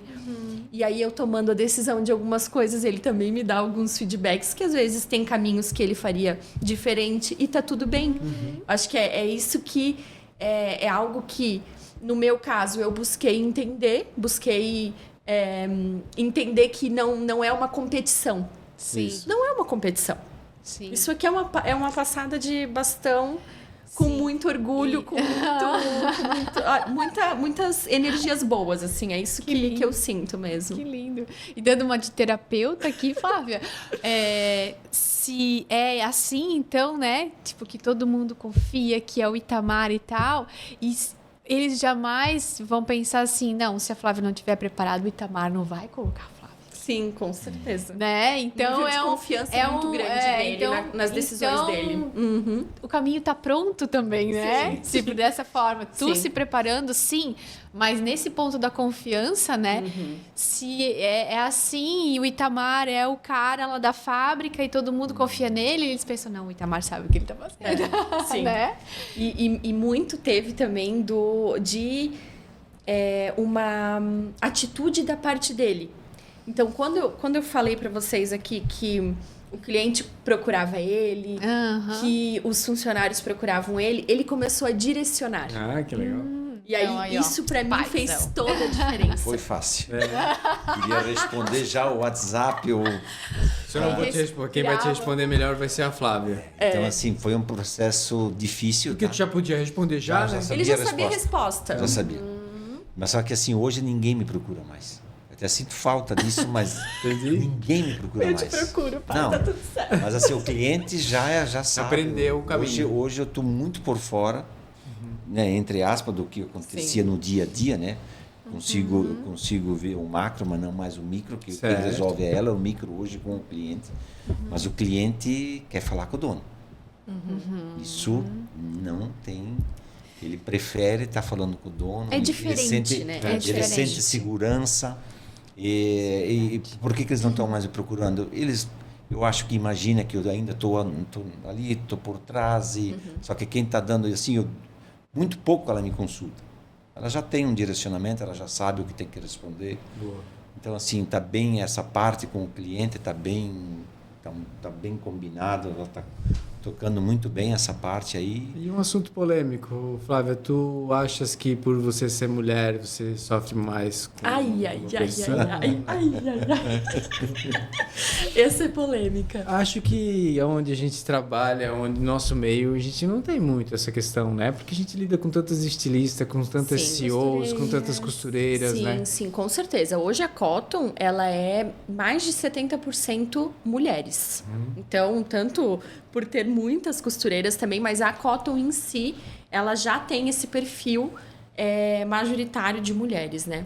Mas eu não posso realmente reclamar. Assim, eu me sinto muito, muito privilegiada. Eu acho que isso vem muito do Itamar e do Osni. São pessoas extremamente respeitosas. Boa. Mesmo que ele fala que lá atrás ele batia na mesa, eles são assim pessoas incríveis e que... além dessa questão de ser mulher, de ter o meu espaço, eles me deram uma abertura que não gerou dúvidas para ninguém. Não gerou insegurança em ninguém, em me dar um oi, em falar comigo, eu vou dar um oi de lado assim para Flávia, porque ela não deve saber nada. Certo. Nunca sofri isso, porque eles sempre me deram muito essa abertura. Então, por isso que eu sempre digo... onde eu tô conseguindo palpar hoje, assim, esses resultados, enfim, começar a enxergar algumas evoluções, muito veio deles. Dessas aberturas dele, do Osni, sempre me apoiou demais, que é o sócio do Itamar. Às vezes eu chamo de meu pai, às vezes de Itamar, né? Porque às vezes a gente dá uma... Às vezes é Itamar, às vezes é pai. Itamar, depende do humor, assim. Mas, brincadeira, essa questão de ser mulher, eu acho que mais fora. Aí a Flávia, CPF, não Flávia dentro da Cotton. Dentro da Cotton eu nunca tive problema nenhum, graças a Deus, assim, quanto a isso. E eu acho que também é muito isso também foi muito na terapia, mas eu acho que vai muito do que a gente se enxerga, né? Exato. Como a gente se enxerga, como a gente se coloca, como a gente se posiciona. Então, quanto a isso, assim, eu tô bem satisfeita. Mas é óbvio, né? A gente sabe que existe muitas dificuldades para mulheres, assim, e também compartilhando um pouco desse mundo. Eu adoro conhecer pessoas que estão nesse mundo, nesse mesmo processo de sucessão, não, às vezes nem familiar, mas estão em processo de sucessão em empresas não familiares. E eu gosto de ouvir, e naturalmente em eventos a gente conversa e ouve disparidade salarial que existe também, né? Então isso a gente sabe que está aí, mas eu não consigo falar por mim, porque hoje eu tô bem tranquila mesmo. Legal. Que legal, gente. Que bom, que história legal. Que reunião massa, né? Nossa, adorei, que bom que vocês abriram isso tudo. Acho que deu uma grande reflexão para muita gente que pensa nisso, com certeza. Quem não entende, eu acho que está curioso. Certeza nisso. Sim. Que sensacional. Então, hoje Cotton Star em Blumenau, grandíssima, né? E forte nos magazines e com a marca nova, né? Como você falou, não é tão nova assim, né? Mas, sim, como diz o Itamar, deixa ela aí tranquilinha na tocada dela, que daqui a pouco vai dar boa, né, Itamar? Vai incomodar o mercado. Vai. Sim, que massa. Eu tô muito feliz de ter vocês aqui, muito, muito, muito. Se vocês querem deixar algum recado para a equipe, para a fábrica, para a esposa, para a mãe, para qualquer um, fiquem à vontade. O microfone é de vocês. Então, agradecer, né, o convite de vocês. Para nós aqui é muito gratificante poder compartilhar algumas histórias da nossa vida aí. E assim, um conselho que eu posso deixar aí para quem está nos assistindo é que se preparem, quem é dono de empresa, se preparem, com conselho ou sem conselho, mas pense numa governança, pense numa sucessão, porque precisa, que seja com um familiar, que seja com alguém do mercado, é muito importante para que o negócio continue perene, né, que ele cresça cada vez mais. E agradecer, né, aproveitando aqui para agradecer todos os nossos colaboradores da Cotton Star, né, que fazem toda a diferença. Sem eles, nós não estaríamos aqui hoje. Esse crescimento, tudo. Essa equipe aí, nós temos pessoas lá com acho que 20 anos, né? Sim. Teve muita gente que passou por nós, né? Como a gente sempre foi muita referência do mercado, os nossos colaboradores são muito assediados, né, pelo mercado todo. Claro, então, tem muita gente que já saiu, que já retornou. Então, é gratificante a gente também entender que a nossa empresa consegue e é um lugar bom para se trabalhar, né, que acolhe todo mundo. Então, agradecer a todos, agradecer aos nossos clientes, que também, sem eles, a gente não seria nada, né? E estamos aí para estar aí dividindo mais insights, né, ou algum tema aí que possa ser interessante aí para o mercado. Obrigado aí vocês. Obrigada, Flávia. Que o seu caminho continue sendo lindo, desafiador sempre será, né? Mas eu acho que isso já está dentro de ti, né? Sim, pode vir desafio. Pode vir, bem. Boa, muito bom, muito bom. Obrigada mesmo. E tem rede social, a Cotton Star, a fábrica, a marca nova, tem rede social? Sim. Qual que é? Vamos colocar ali, eu acho que é Lunara Oficial. Eu escrevo embaixo. Isso. Tá. E Cotton Star Oficial também. Cotton Star Oficial também. Isso mesmo. Legal. Isso. Então tá bom. Então pesquisem, conheçam um pouco mais, ficaram curiosos, né? Sim. E, gente, muito, muito obrigada mais uma vez. Muito obrigado. Foi incrível a conversa. A gente tá tentando fazer isso desde o ano passado, né? Mas eu sei que a agenda é assim, é difícil mesmo, tá? Mas ainda bem que deu certo. E graças a Deus que tu me trouxe Flávio, gente. Pelo amor de Deus. Presente, legal. Que presente, é verdade. Muito obrigada. Obrigada, gente. Gente, se vocês tiverem alguma dúvida, eu acho que o Itamar já deixou aberto aí. Se alguém tiver alguma dúvida, quer saber um pouquinho mais sobre isso que eles vivem, pode perguntar, escreve aqui embaixo. A gente manda a pergunta para eles e eu tenho certeza que estão aí abertos e felizes em responder, tá bom? Isso aí. Você que estava ouvindo o programa e de repente lembrou daquele seu amigo que tem uma indústria têxtil, que ele já está aborrecido e tem que passar para alguém, esse programa aqui é muito importante. Talvez você possa fazer diferença na vida do seu amigo. É Compartilhe. verdade. É isso aí. Até um próximo episódio. Beijos. Tchau, tchau. Demais, hein? Obrigada. Parabéns.